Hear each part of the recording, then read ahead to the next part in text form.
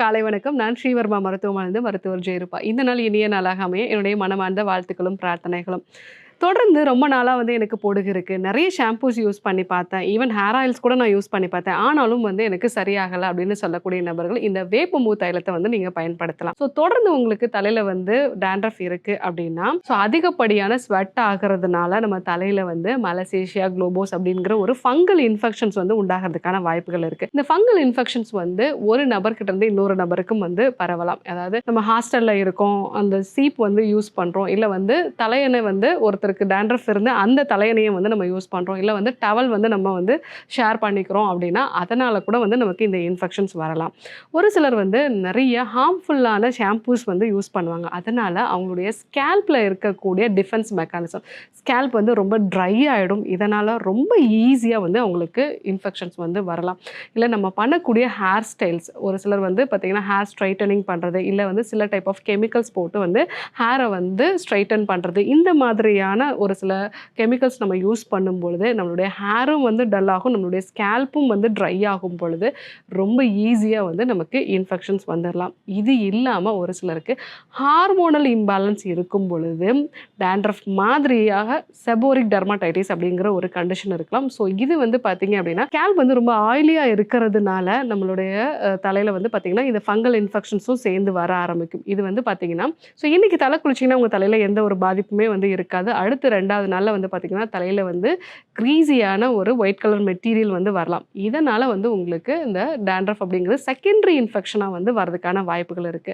So hormonal இம்பாலன்ஸ்னாலையும் உங்களுக்கு dandruff வரலாம். அதே மாதிரி ஸ்கேல்ப் ட்ரையா இருக்கு, நீங்க ஷாம்பூஸ் ரொம்ப கெமிக்கல் இருக்கக்கூடிய ஷாம்பூஸ் யூஸ் பண்றீங்க, இல்லை ஹேர் ட்ரீட்மெண்ட் ஏதாவது பண்றீங்க அப்படின்னாலுமே உங்களுக்கு டாண்ட்ரஃப் தொடர்ந்து இருக்கிறதுக்கான வாய்ப்பு இருக்கு. ஒரு சிலருக்கு இந்த டீனேஜ் வரும் பொழுது அவங்களுடைய தலையிலையும் முகத்து பகுதியிலையும் இருக்கக்கூடிய செபேசியஸ் கிளான்ஸோட எண்ணிக்கை அதிகரித்து அதிகப்படியான ஆயில் செக்ரேஷன் இருக்கிறதுனால தலையில் டாண்ட்ரஃப் இருக்கும். நெற்றி பகுதியில் பார்த்தீங்கன்னா சின்ன சின்ன வேர்க்கூறுகள் மாதிரி இருக்கும். அதே மாதிரி கழுத்து பகுதியில் பின்பகுதியில் பார்த்தீங்க அப்படின்னா வேர்க்கூறு மாதிரியான ஒரு சில வகையான ஆயிலினஸோட இருக்கும். இதுவும் டாண்ட்ரஃபோட ஒரு தொடர்ச்சி தான், ஒரு ஃபங்கல் இன்ஃபெக்ஷன் தான். ஸோ அந்த மாதிரி இருக்கக்கூடிய நபர்களுமே இந்த வேப்பம்பூ தைலத்தை நீங்கள் பயன்படுத்தலாம். ஸோ இதை வீட்டில் இருந்தபடியே ஈஸியாக நீங்கள் ப்ரிப்பேர் பண்ணிட்டு யூஸ் பண்ணலாம். ஸோ இந்த வேப்பம்பூ தைலத்தை வாரத்தில் 2 நாள் நீங்கள் பயன்படுத்திட்டு ஸோ அன்றைக்கு நீங்கள் சீயக்காய் தேய்ச்சி குளிக்கிறதோ, இல்லை ஹார்ம்ஃபுல் இல்லாத கெமிக்கல் அதிகமாக இல்லாத ஹெர்பல் ஷாம்பூஸ் நம்ம யூஸ் பண்ணோம் அப்படின்னா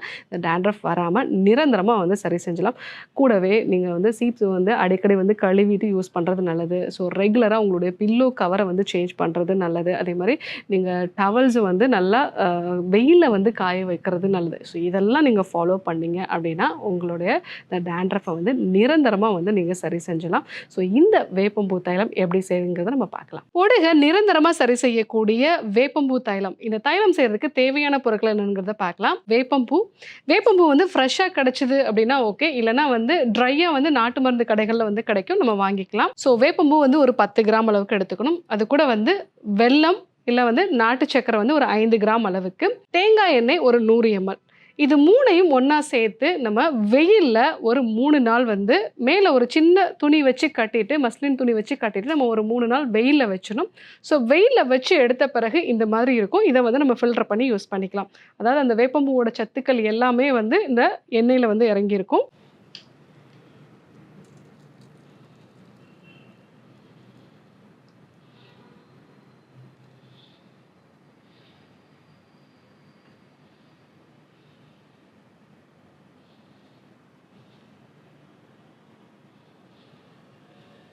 ஸோ இந்த வேப்பம்பூ தைலம் இப்போ ரெடி ஆகிடுச்சு. இதை நீங்கள் வீட்டில் இருந்தபடியே ப்ரிப்பேர் பண்ணி யூஸ் பண்ணிக்கலாம்.